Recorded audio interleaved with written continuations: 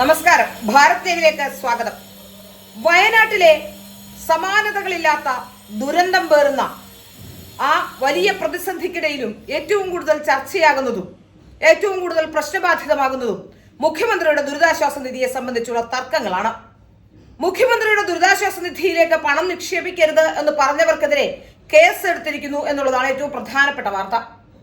എന്തുകൊണ്ടാണ് മുഖ്യമന്ത്രിയുടെ ദുരിതാശ്വാസ നിധിയിലേക്ക് പണം അയക്കരുതെന്ന് സാധാരണക്കാരായ ജനങ്ങൾ പറയേണ്ടി വന്നത് എന്നതിന്റെ സാഹചര്യം കൂടി നാം കണക്കിലെടുക്കണം. പലപ്പോഴും ഉയർന്നു കേട്ടിട്ടുള്ള ആരോപണങ്ങളിൽ പലതും മുഖ്യമന്ത്രിയുടെ ദുരിതാശ്വാസ നിധിയിൽ നിന്നും പണം വകമാറ്റുന്നു എന്നുള്ളത് തന്നെയാണ്. ഇത്തരം ആരോപണങ്ങളാണ് ലോകായുക്തയിൽ ഒരു കേസായി വന്നതും. ആ കേസിൽ ഉഴവൂർ വിജയന്റെ കുടുംബത്തിന് പണം നൽകിയതും ചെങ്ങന്നൂർ MLA ആയിരുന്ന KK രാമചന്ദ്രൻ നായരുടെ മരണശേഷം അദ്ദേഹത്തിന്റെ പണയം എടുക്കാനും മറ്റും, അദ്ദേഹം ബാങ്കിൽ വെച്ചിരുന്ന പണയം എടുക്കാനും മറ്റും പണം ചെലവഴിച്ചു എന്നൊക്കെ പറഞ്ഞുകൊണ്ട് വലിയ രീതിയിലുള്ള ആരോപണങ്ങൾ ഇത് സംബന്ധിച്ചുണ്ടായി. അന്നു മുതൽ ലോകായുക്തയുടെ പല്ലുകൊഴിക്കുന്ന തീരുമാനങ്ങൾ എടുക്കാൻ പിണറായി സർക്കാർ നിർബന്ധിതമാവുകയും ചെയ്തു. പിന്നീടാണ് ഈ വിഷയവുമായി ബന്ധപ്പെട്ട് ദുരിതാശ്വാസ നിധിയുമായി ബന്ധപ്പെട്ടൊക്കെ വലിയ തരത്തിലുള്ള വാർത്തകൾ വന്നു. പല സഖാക്കന്മാരും തട്ടിപ്പും വെട്ടിപ്പും നടത്തി എന്ന വാർത്തകൾ പുറത്തു വന്നു. ഏതായാലും ഇതിന് വലിയ രീതിയിലുള്ള പ്രചാരം ലഭിക്കുകയും ചെയ്തു. ഇപ്പോൾ ഇവർ പറയുന്നത് ഇതിന് വിവരാവകാശമുണ്ടെന്നും ഈ പണം കൈകാര്യം ചെയ്യാൻ മുഖ്യമന്ത്രിക്ക് വകമാറ്റാൻ ഒരു തരത്തിലുള്ള സാധ്യതയില്ല എന്നൊക്കെയാണ്. ഏതായാലും അത്തരത്തിലുള്ള ചില പ്രശ്നങ്ങളാണ് ഇത്തരത്തിൽ ജനങ്ങളോട് പറയാൻ നിർബന്ധിതമായത് എന്ന കാര്യത്തിൽ യാതൊരു സംശയവുമില്ല. ജനങ്ങൾക്ക് സംശയം ഉണ്ടാകുന്ന തരത്തിൽ ഇത്തരം പ്രവൃത്തികൾ നടന്നു എന്നുള്ളതിന്റെ ചില തെളിവുകൾ അഖിൽ മാരാർ എന്ന് പറയുന്ന ബിഗ് ബോസ് കണ്ടസ്റ്റന്റ് കൂടിയായിരുന്ന, ബിഗ് ബോസിലെ വിജയിയായിരുന്ന അഖിൽ മാരാർ, അദ്ദേഹത്തെ നമുക്കറിയാം സിനിമാ സംവിധായകൻ കൂടിയാണ്. അദ്ദേഹം ചില വിവരങ്ങൾ കൂടി ഇപ്പോൾ പുറത്തുവിട്ടിട്ടുണ്ട്. ഇപ്പോൾ ഈ വിഷയം നിങ്ങളെടുത്ത് നോക്കും. ഇപ്പോഴത് വയനാട്ടിൽ ഒരു വലിയ ദുരന്തം ഉണ്ടാവുന്നു. എനിക്കും ഇവർക്കൊപ്പം തന്നെ വേണമെങ്കിൽ അങ്ങ് സഞ്ചരിക്കാം. ഒരല്പം പ്രാക്ടിക്കൽ ബോധത്തോടുകൂടി ചിന്തിക്കൂ. അല്പസ്വല്പം ജീവിതം വലിയ കുഴപ്പങ്ങളില്ലാതെ മുന്നോട്ട് പോയിക്കൊണ്ടിരിക്കുന്ന ഒരാളെന്ന നിലയിൽ എന്നെ സംബന്ധിച്ച് ഞാനിപ്പോൾ ഒരു 1 ലക്ഷം രൂപ മുഖ്യമന്ത്രിയുടെ ദുരിതാശ്വാസ നിധിയിലേക്ക് കൊടുത്തിട്ട് മറ്റുള്ള എല്ലാവരും കാണിച്ചതുപോലെ തന്നെ എന്റെ ഫേസ്ബുക്കിൽ അതെടുത്ത് പോസ്റ്റ് ചെയ്തിട്ട് എന്നെ ഒരുപാട് ഇടതുപക്ഷത്തിൽ പ്രവർത്തിക്കുന്നവരും കൈയടിക്കും, മറ്റുള്ളവരും കൈയടിക്കും. കാര്യം നിങ്ങളാരും ഒരു കുറ്റമൊന്നും പറയാൻ പറ്റത്തില്ല. കാര്യം കൊടുത്തതിനെ ഇപ്പം മുഖ്യമന്ത്രിക്ക് ദുരിതാശ്വാസ നിധിക്ക് പൈസ കൊടുത്തു എന്ന് പറഞ്ഞാൽ ആരും കുറ്റം പറയില്ലല്ലോ. അതുകൊണ്ട് പൂർണ്ണമായും എല്ലാവരുടെയും ഭാഗത്തു നിന്നുള്ള വലിയ സ്വീകാര്യത എനിക്ക് ലഭിക്കത്തക്ക കാര്യം മാത്രമേ ഉണ്ടായിരുന്നുള്ളൂ. കേവലം 1 ലക്ഷം രൂപ ഞാൻ കൊടുത്താൽ മതിയായിരുന്നു. പകരം ഞാൻ ചിന്തിച്ചത് എന്നാൽ കഴിയാവുന്ന സഹായത്തിന്റെ വ്യാപ്തി എത്രത്തോളം കൂട്ടാമോ അത്രത്തോളം കൂട്ടാമെന്നുള്ളതായിരുന്നു. അപ്പൊ കേസും കാര്യങ്ങളുമല്ല ഞാൻ ഇപ്പോൾ ഇവിടെ സംസാരിക്കാമെന്ന പ്രധാനപ്പെട്ട കാര്യമെന്ന് പറയുന്നത്, അന്തം കമ്മികളായ CPMന്റെ സൈബർ ടീമുകൾ കഴിഞ്ഞ 2 ദിവസമായിട്ട് ഒരുപാട് ഗ്രൂപ്പുകളിലും അല്ലാത്തടത്തും പ്രചരിപ്പിക്കുന്ന ഒരു കാര്യമുണ്ട്. അഖിൽമാരാര് നാട്ടുകാരുടെ കയ്യിൽ നിന്ന് പൈസ പിരിച്ചിട്ട് വീട് വെച്ചു കൊടുക്കാം എന്ന രീതിയിലുള്ള വ്യാഖ്യാനങ്ങൾ നടത്തിക്കൊണ്ട് ഇവന്മാർ പിരിക്കുന്നുണ്ട്.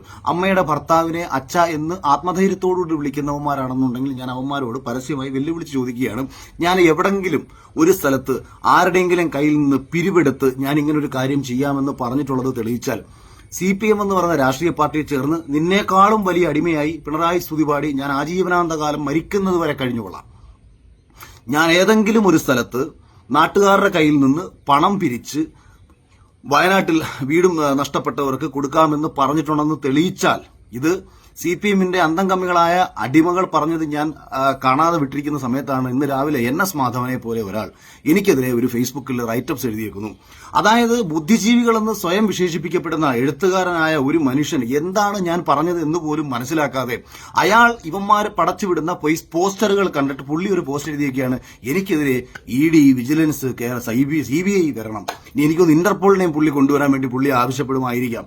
പ്രിയപ്പെട്ട മാധവൻ സാർ, താങ്കൾ മനസ്സിലാക്കേണ്ട ഒരു കാര്യം, അറ്റ്ലീസ്റ്റ് ഒരു അഭിപ്രായം നിങ്ങൾ പരസ്യമായി രേഖപ്പെടുത്തുമ്പോൾ ആ രേഖപ്പെടുത്തുന്നതിന്റെ കാരണം ഒന്ന് തിരക്കാൻ ശ്രമിക്കണം. ഞാൻ എന്താണ് പറഞ്ഞതെന്ന് കേൾക്കാൻ ശ്രമിക്കണം. ഞാൻ ആദ്യം പറഞ്ഞത് എന്റെ നാട്ടിൽ എന്റെ സുഹൃത്ത് വസ്തു വിട്ടു നൽകാൻ തയ്യാറായതുകൊണ്ട് എനിക്ക് അവിടെ ചെയ്യാൻ കഴിയും. ഞാൻ അവിടെ ചെയ്യുമ്പോൾ എന്റെ സുഹൃത്തുക്കളിൽ ചില അവർക്ക് ബിൽഡിംഗ് മെറ്റീരിയൽ സപ്ലൈ ചെയ്യാൻ പറ്റും, അല്ലെന്നുണ്ടെങ്കിൽ കട്ട സപ്ലൈ ചെയ്യാൻ പറ്റും, അല്ലെങ്കിൽ കമ്പി സപ്ലൈ ചെയ്യാൻ പറ്റും. അപ്പോ 3 വീടുകൾ വെക്കുന്നതിന് ആവറേജ് ഞാൻ പറയുന്നത് ഒരു 10 ലക്ഷം രൂപയുടെ ഒരു ചെലവുണ്ടെന്ന് വെച്ചോളൂ, 30 ലക്ഷം രൂപ ചെലവ് വരും. ഇത് ഞങ്ങൾ എന്ന് പറയുന്ന സുഹൃത്തുക്കൾ എന്ന് പറഞ്ഞാൽ ഒരു 8 or 10 പേര് ചേർന്ന് ഞങ്ങളുടെ സുഹൃത്തുക്കളുടെ എന്റെ ഏറ്റവും വളരെ ക്ലോസ് ആയിട്ടുള്ള കുറച്ചു പേർ ചേർന്നെടുത്തൊരു തീരുമാനം. അതിൽ പോലും എത്ര തുക വന്നാലും അത്രയും തുകയും ഞാൻ എന്റെ കയ്യിൽ നിന്ന് ഇടുമെന്ന് പറയാൻ കാര്യം, ഞാനിപ്പോ ഇത് പറയുന്നത് ശരിയായിട്ടുള്ള കാര്യമല്ല. പക്ഷേ ഞാൻ യഥാർത്ഥത്തിൽ ദുബായിൽ എനിക്കൊരു ഫ്ളാറ്റ് വാങ്ങണം എന്നുള്ള ചിന്തയിൽ തന്നെ അതിന്റെ കാര്യങ്ങളെല്ലാം സംസാരിച്ചിട്ടാണ് ഞാൻ ഇത്തവണ ദുബായിൽ നിന്ന് വരുന്നത്. നെക്സ്റ്റ് ദുബായിലെ പോക്കിൽ ആദ്യം കൊടുക്കേണ്ട ഗഡുവായ 50 ലക്ഷം രൂപ കണ്ടെത്തി കൊടുക്കാം എന്ന് കരുതി ചിന്തിച്ച് എല്ലാ കാര്യങ്ങളും പറഞ്ഞ് ദയാർ എന്ന് പറയുന്ന ബിൽഡേഴ്സിന്റെ എലീവ്സ് എന്ന് പറയുന്ന ഒരു പ്രോജക്റ്റ് വാങ്ങാൻ തീരുമാനിച്ചിട്ടാണ് കഴിഞ്ഞ ദിവസം ഞാൻ ദുബായിൽ നിന്ന് ഇങ്ങോട്ട് വരുന്നത്. പിന്നീട് എന്റെ തന്നെ മനസ്സിൽ തോന്നിയതാണ്, സ്വയം തോന്നിയതാണ്, അതായത് ജീവിതത്തിൽ ഈശ്വരനായിട്ട് നൽകിയ ഒരു സൗഭാഗ്യത്തിൽ ഒരു പരിധിക്കപ്പുറത്തേക്ക് അഹങ്കാരത്തിലേക്കോ അല്ലെങ്കിൽ മറ്റൊരു കാര്യത്തിലേക്കോ പോകാതെ കിട്ടിയതിലൊരു പങ്ക് ആർക്കെങ്കിലുമൊക്കെ കൊടുക്കും. ഞാൻ എന്റെ ഏത് ഇനാഗുറേഷൻ കഴിഞ്ഞാലും എന്തൊരു വർക്ക് കഴിഞ്ഞാലും അതിന്റെ ഒരു 20% തുക മറ്റുള്ളവരെ സഹായിക്കുന്ന ഒരു വ്യക്തിയാണ്. അതുകൊണ്ട് തന്നെയാണ് കഴിഞ്ഞ 4 ദിവസത്തിനിടെ ഞാൻ എന്റെ അക്കൗണ്ടിൽ നിന്ന് തന്നെ അയച്ചു കൊടുത്ത 25,000 രൂപ 4 ദിവസത്തിനിടെ 5 പേർക്കായിട്ട് കൊടുത്ത പൈസ, സത്യസായി സേവാ സമിതി ട്രസ്റ്റിന്റെ ആവശ്യമായി ബന്ധപ്പെട്ട് അവർ ചോദിച്ചപ്പോൾ കൊടുത്ത പൈസ, എന്റെ നാട്ടിലെ എന്റെ ഒരു സുഹൃത്ത്, അദ്ദേഹം നാട്ടിലൊരു ഓട്ടോറിക്ഷ ഡ്രൈവറാണ്, അദ്ദേഹത്തിന്റെ ഇപ്പോൾ സ്ട്രോക്ക് വന്നിട്ട് അദ്ദേഹം ആശുപത്രിയിലാണ്, അദ്ദേഹത്തിന് ഇങ്ങോട്ട് ആവശ്യപ്പെടാതെ അങ്ങോട്ട് വിളിച്ചിട്ട് ഞാൻ എന്നാൽ കഴിയാവുന്ന സഹായം ഞാൻ ഈ വീഡിയോ ചെയ്യുന്നതിന് ഒരു 10 മിനിറ്റ് മുമ്പ് എന്റെ നാട്ടിലെ ഒരു 4 വാർഡുകൾക്കപ്പുറമുള്ള CPMന്റെ വാർഡ് മെമ്പർ അദ്ദേഹം ഇപ്പോൾ എന്നെ വിളിച്ചിട്ട് പറഞ്ഞത്, ആ പ്രദേശത്ത് 2 ചെറുപ്പക്കാർ എനിക്ക് അറിയാവുന്നവരാണ്, എനിക്ക് പക്ഷെ പേര് പറഞ്ഞപ്പോൾ എനിക്ക് ഓർമ്മ വന്നിട്ടില്ല, പക്ഷെ എനിക്ക് അറിയാവുന്നവരാണെന്ന് അദ്ദേഹം പറഞ്ഞു. അവർ കടലിൽ പോയ സമയത്ത് ഒരു അപകടമുണ്ടായി, 2 പേർ മരിച്ചുപോയി. അപ്പൊ അവർക്ക് വീട് വെച്ച് കൊടുക്കാൻ വേണ്ടിയിട്ട് അവർക്ക് കാര്യങ്ങൾ ചെയ്യണം. അപ്പൊ അഖിലിനെ കൊണ്ട് ചെയ്യാൻ പറ്റുന്ന സഹായം അഖിൽ ചെയ്യണമെന്ന് പറഞ്ഞുകൊണ്ട് ഇപ്പോ CPMന്റെ തന്നെ ഒരു വാർഡ് മെമ്പർ എന്നെ വിളിച്ചപ്പോൾ ഞാൻ പറഞ്ഞു, ചേട്ടാ സത്യത്തിൽ കൂട്ടിയാൽ കൂടാത്തൊരു കാര്യമാണ് ഇപ്പോൾ ചെയ്യാൻ പോകുന്നത്, എന്നാലും എന്നെ കൊണ്ട് ചെയ്യാൻ പറ്റുന്ന ഒരു സഹായം ഞാൻ തീർച്ചയായിട്ടും ചെയ്യാം എന്ന് പറഞ്ഞിട്ട് ഞാൻ ഫോൺ വെച്ചിട്ടാണ് ഞാനിപ്പോൾ ഈ വീഡിയോ ചെയ്യുന്നത്. അതുകൊണ്ട് മാധവൻ സാറും CPMന്റെ അന്തം കമ്മികളും ആദ്യം മനസ്സിലാക്കണം, നീയൊക്കെ ബക്കറ്റും എടുത്ത് നടന്ന് നാട്ടുകാരെ ഭീഷണിപ്പെടുത്തിയും പിരിച്ചും അതിന്റെ 50% പുട്ടടിച്ചിട്ട് 50% ചെലവഴിച്ചതിന് ശേഷം ആ ചെലവഴിച്ച 50%ത്തിന്റെ മഹത്വം വിളിച്ചോതുന്ന തെമ്മാടിത്തരങ്ങളല്ല. അവനവൻ അധ്വാനിച്ചുണ്ടാക്കുന്ന പണം മറ്റൊരാൾക്ക് സന്തോഷപൂർവ്വം കൊടുത്തുകൊണ്ട് തന്നെയാണ് മുന്നോട്ട് പോകുന്നത്.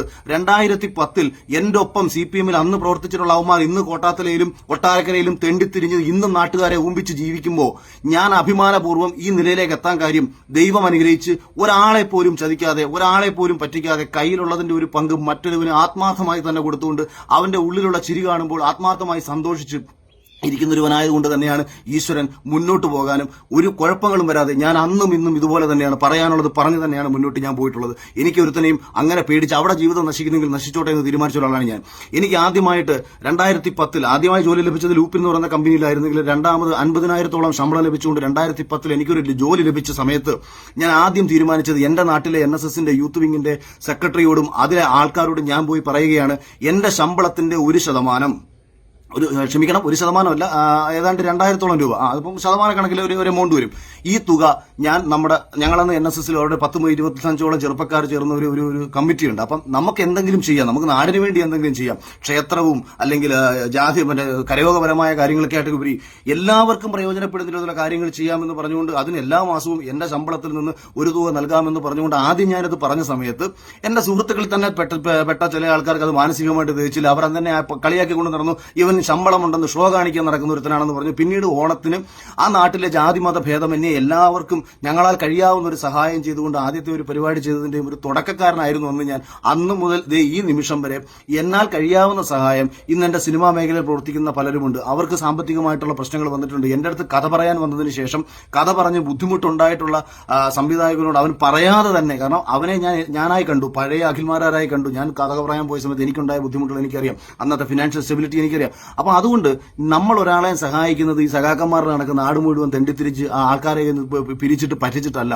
അതുകൊണ്ടാണ് ഞാൻ ഒരു വീട് വെച്ചു കൊടുക്കാം, എന്റെ സ്വന്തം പൈസയിൽ നിന്ന് ഞാനൊരു വീട് വെച്ചു കൊടുക്കാം എന്ന് പറയുമ്പോൾ എന്നെ പോലെ ഒരാൾക്ക് കഴിഞ്ഞ 1 വർഷം കൊണ്ട് അത്യാവശ്യം, അതായത് ഈ 1 വർഷത്തിനുള്ളിൽ മാത്രം വീട് വെച്ച, 1 വർഷത്തിനുള്ളിൽ മാത്രം സ്വന്തമായി വാഹനം മേടിച്ച് അത്യാവശ്യം മുന്നോട്ട് പോകാൻ കഴിയാവുന്ന ആഗ്രഹങ്ങൾ ജസ്റ്റ് സാധിക്കാൻ തുടങ്ങിയ ഒരാളെന്ന നിലയിൽ പോലും ഞാൻ എന്നാൽ കഴിയാവുന്ന സഹായം ചെയ്യാമെന്ന് പറഞ്ഞപ്പോൾ മുഖ്യമന്ത്രിയുടെ ദുരിതാശ്വാസ നിധിയിൽ ഞാൻ പൈസ കൊടുത്തില്ല എന്ന കാരണം, ഒരൊറ്റ കാരണം കൊണ്ട് ആക്ഷേപിച്ച് അല്ലെങ്കിൽ അനാവശ്യമായിട്ട് വിവാദങ്ങളും കള്ളത്തരങ്ങളും വാതുറന്നാൽ കള്ളത്തരം മാത്രം പറയുന്ന കുറെ ജന്മങ്ങളാണ് ഇവരെന്നുള്ള കാര്യത്തിനകത്ത് യാതൊരു സംശയവും വേണ്ട.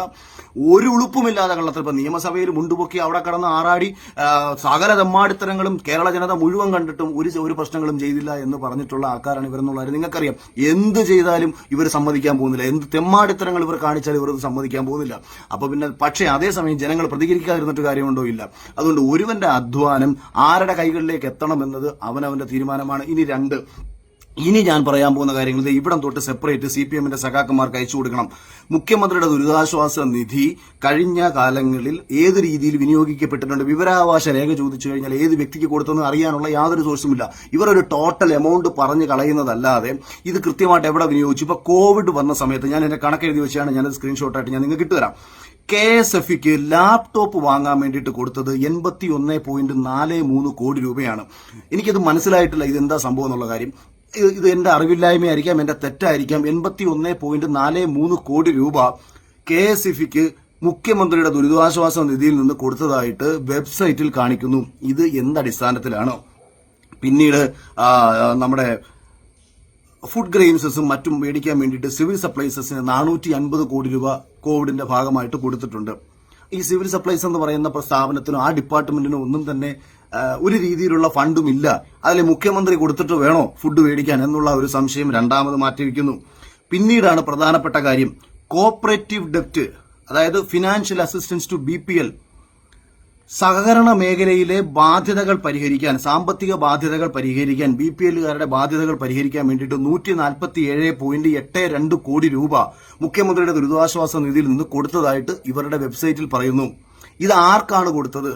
സഹകരണ മേഖലയിൽ നിന്ന് ബാധ്യതകൾ ഉണ്ടായിട്ടുള്ള അർഹതപ്പെട്ട ആർക്കാണ് കൊടുത്തത്? അതോ പാർട്ടി പ്രവർത്തകരെ സംരക്ഷിക്കാൻ വേണ്ടിയിട്ട് പാർട്ടി അനുഭാവികളെ ലോൺ എടുത്തു കൊടുത്തതിനു ശേഷം അവരെ സംരക്ഷിക്കാൻ വേണ്ടിയിട്ട് മുഖ്യമന്ത്രിയുടെ ദുരിതാശ്വാസ നിധി രാഷ്ട്രീയപരമായി വിനിയോഗിക്കപ്പെട്ടതാണോ?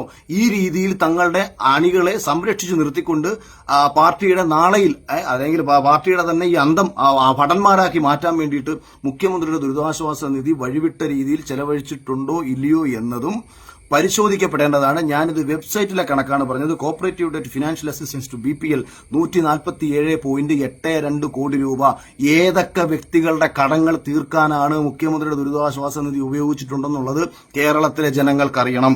അടുത്തത്, ഫ്ലഡ് സമയത്ത് മൊത്തം ലഭിച്ചത് 4,970 കോടി രൂപ.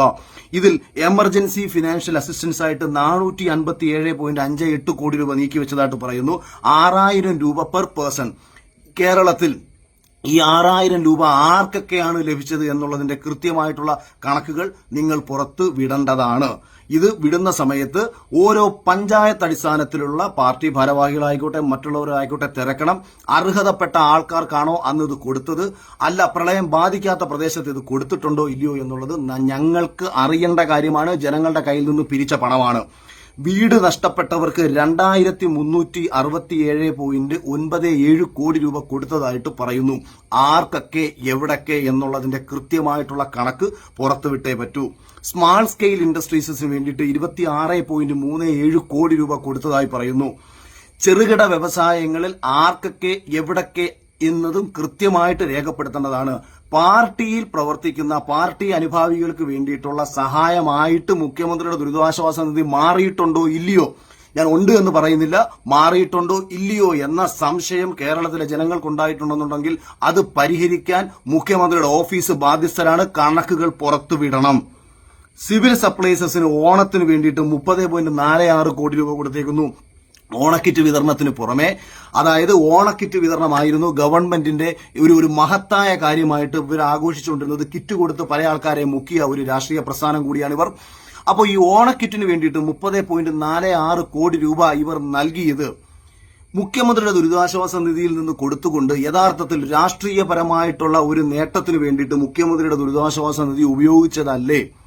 അതായത് ഈ ജനങ്ങൾ മുഴുവൻ പ്രളയത്തിൽ ദുരിതം അനുഭവിക്കുന്ന ജനതയ്ക്ക് വേണ്ടിയിട്ട് ആ പ്രദേശത്തെ ജനങ്ങൾക്ക് വേണ്ടിയിട്ട് കൊടുത്ത ഒരു തുക ഒരു രാഷ്ട്രീയ പ്രസ്ഥാനം എന്ന നിലയിൽ CPM-ലെ അണികൾക്ക് വേണ്ടിയിട്ട് ഇവർ നീക്കിവെച്ചിട്ടുണ്ടോ ഇല്ലയോ?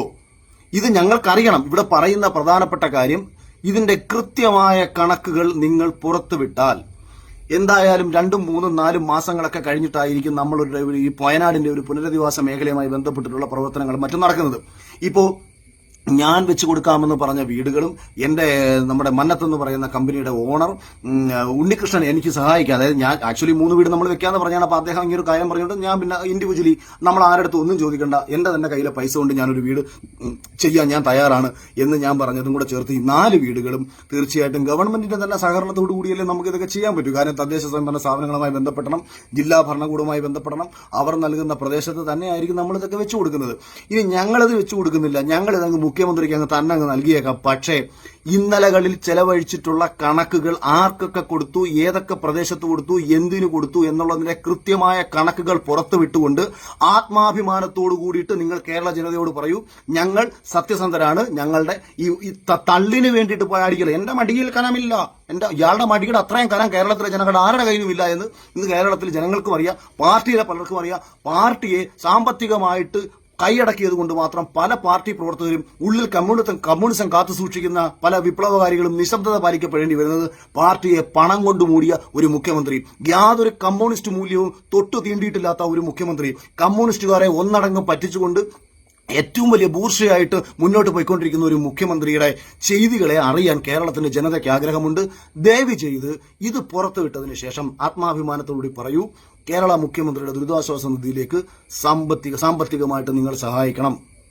അങ്ങനെ വന്നാൽ ഞങ്ങളും സഹായിക്കാം. ഇല്ലെന്നുണ്ടെങ്കിൽ മിസ്റ്റർ പിണറായി വിജയൻ, നിങ്ങൾ സംശയത്തിന്റെ നിഴലിൽ തന്നെയാണ്. നിങ്ങളെ എനിക്ക് വ്യക്തിപരമായ വിശ്വാസമില്ല, എനിക്ക് മാത്രമല്ല കേരളത്തിലെ നല്ലൊരു ശതമാനം ജനതയ്ക്കും വിശ്വാസമില്ല എന്നത് ഒരു പരമമായ യാഥാർത്ഥ്യമാണ്. നിങ്ങൾ മൂലം ഇപ്പോൾ നശിച്ചുകൊണ്ടിരിക്കുന്നത് നിങ്ങളുടെ രാഷ്ട്രീയ പ്രസ്ഥാനം കൂടിയാണ്. നിങ്ങൾ ഈ പാർട്ടിയെ മുച്ചൂടും മുടിച്ചിട്ട് ഭരണത്തിൽ നിന്ന് ഇറങ്ങിപ്പോകണമെന്ന് പ്രതിജ്ഞ എടുത്തിട്ടുള്ളവരാണ്.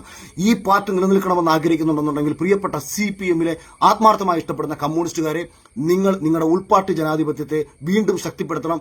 ഈ പാർട്ടിയെ മുന്നോട്ട് നയിക്കാൻ, ഈ പാർട്ടി ഇവിടെ നിലനിൽക്കാൻ നിങ്ങൾ തന്നെ ഇടപെടണം എന്ന് പറഞ്ഞുകൊണ്ട് അവസാനിപ്പിക്കുകയാണ്. Thank you. ദുരിതാശ്വാസ നിധിയുമായി ബന്ധപ്പെട്ട് അഖിലിനെതിരെ ഒരു കേസ് എടുക്കുകയും ചെയ്തിട്ടുണ്ട്. ഈ ദുരിതാശ്വാസ നിധിയുമായി ബന്ധപ്പെട്ട് ദുരിതാശ്വാസ നിധിയിലേക്ക് പണം നൽകരുത് എന്ന് അഖിൽ ഒരിടത്തും പറഞ്ഞിട്ടില്ല. അഖിൽ പറഞ്ഞത് താൻ ദുരിതാശ്വാസ നിധിയിലേക്ക് പണം നൽകില്ല, പകരം വീടുകൾ വച്ചു നൽകും എന്നാണ്. പിന്നെ എന്ത് അടിസ്ഥാനത്തിലാണ് അഖിൽ മാരാർക്കെതിരെ കേസ് എടുത്തത്?